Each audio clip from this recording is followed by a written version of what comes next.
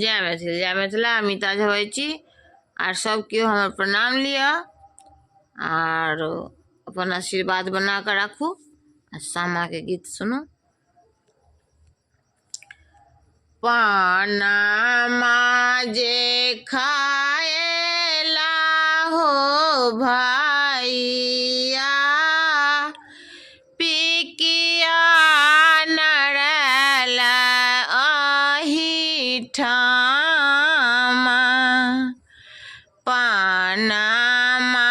जे खाएला हो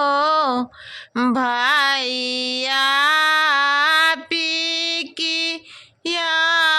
नरला अही ठामा ओही पिकिया आएलै हो भैया गंगा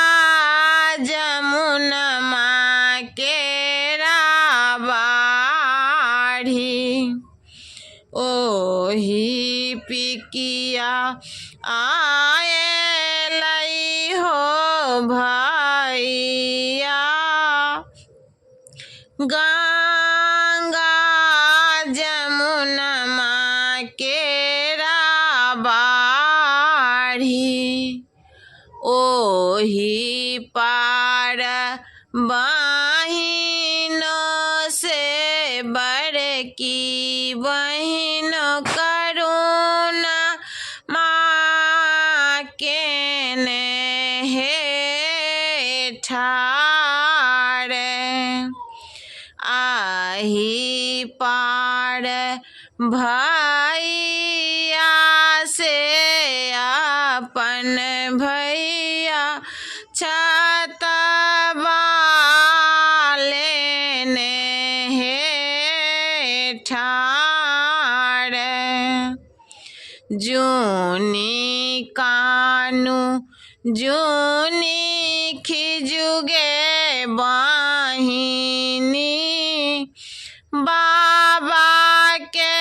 संपत्तिया दे बाटी बाबा के संपत्तिया हो भैया भतीजबे केरा हे आस हम दूर देशनी हो भैया मोटरिए केरा हे आस।